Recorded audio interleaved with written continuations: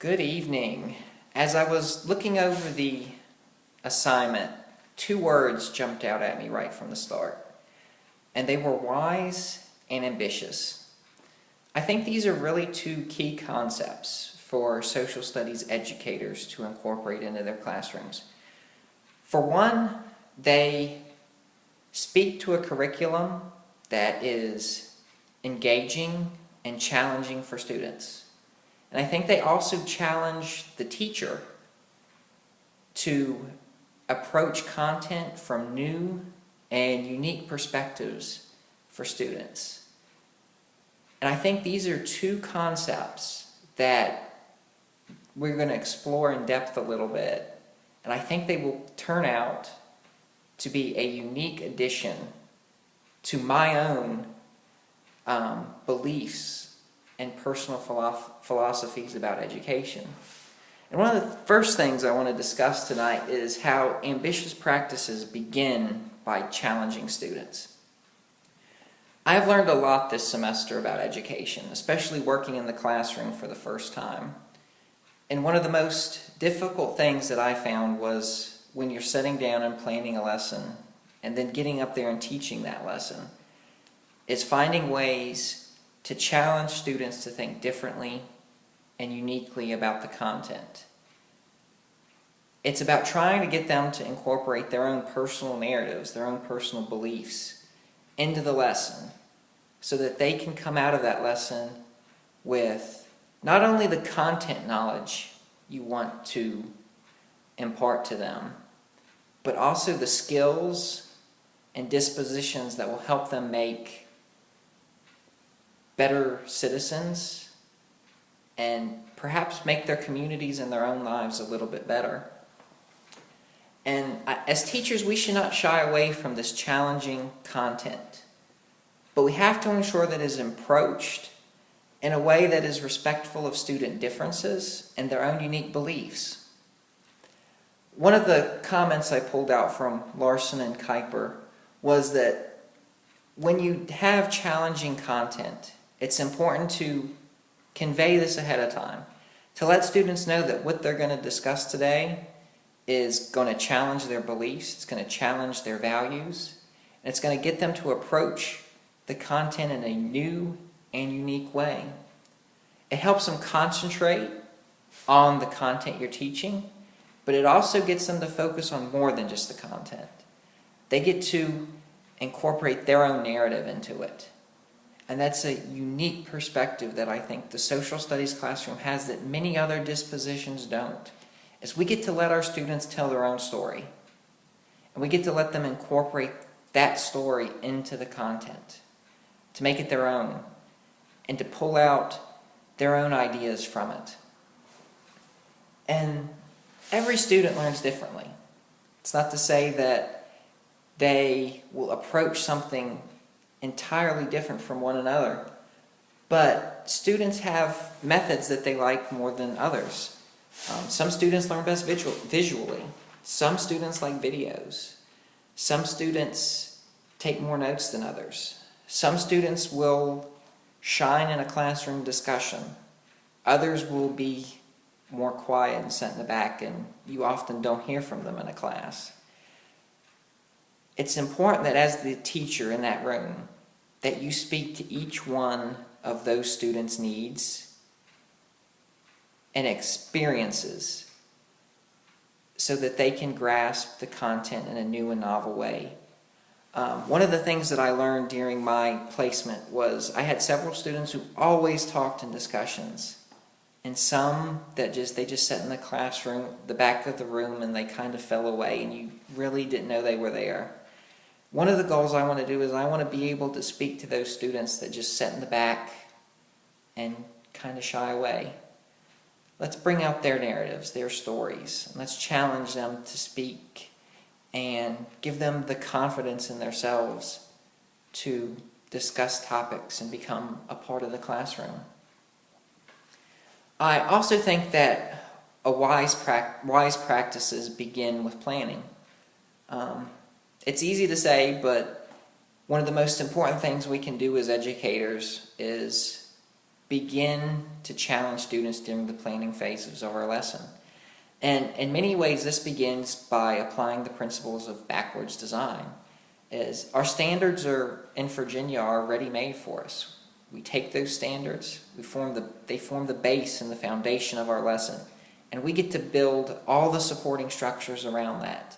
We get to decide how students are going to best use their skills, and we get to decide what skills we want to teach them if they don't know them. All of this goes into supporting our standards and goals for the lesson so that we can challenge students in new and unique ways that they've never had before in the social studies classroom. But we also have to consider how students are going to master the content and what skills are going to help them most in our classrooms. And in the planning phase, one of the things I found most important is that a lot of students don't know how to take notes properly. A lot of students don't know what the best ways are to listen to a lecture. And one of the things I want to incorporate into my own classroom is these basic skills that they don't often have. I want to teach them those so that when they go out into the world, they can pick up an article and be able to scan it and pull out the major points. When they're sitting in a meeting, they can jot down a few notes and be able to grasp the main topics of it. If they are sitting down watching the nightly news, I want them to be able to know that this is the bias of the media, or he didn't mention this part of the story, I need to go look that up.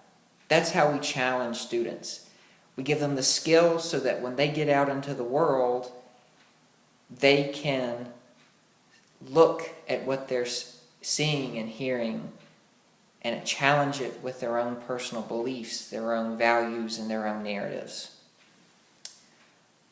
I think that ambitious practices also involve incorporating concepts into the social studies classroom. And concepts are a unique addition that I think social studies offers. These are basic, fundamental understandings that students often don't have. These are ideas like, what does it mean to treat your enemy in a certain way? After World War I, the Treaty of Versailles really helped set the stage for World War II. And I think that's an excellent narrative that students can not only learn and approach today, they can use it to see how we treat our enemies, how we discuss them in the media, how we discuss them in news articles, and they can really gain a sense of the consequences that come with the decisions we have to make. Challenging students in the social studies classroom means that we take the narratives and the decisions people have made before and we give them to them. And we let them see the consequences that resulted from their decisions. This is an important part of the social studies narrative.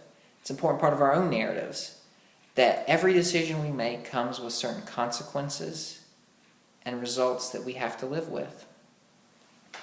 And lastly, I think that wise practices in the social studies classroom put people first.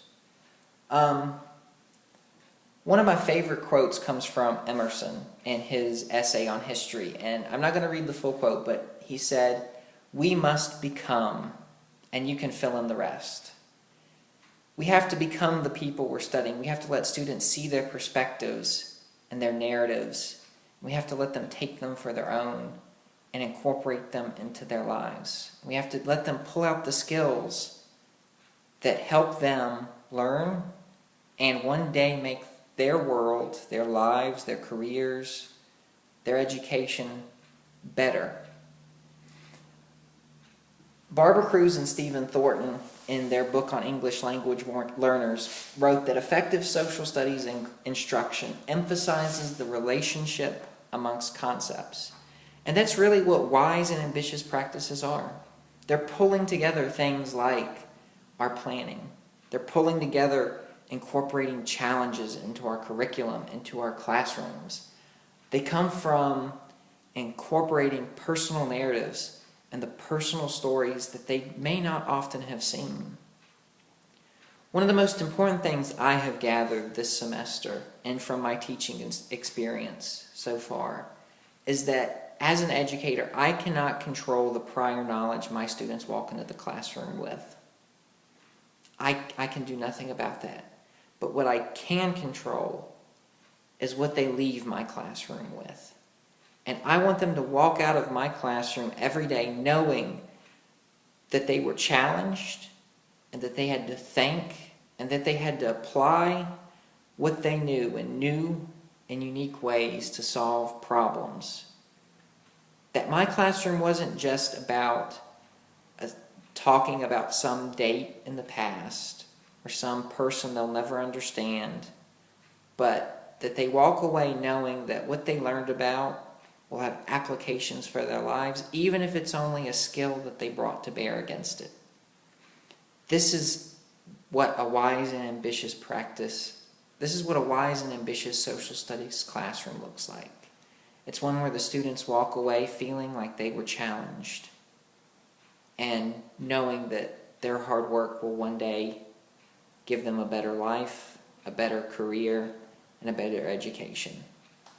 I hope y'all have a wonderful evening, and thank you.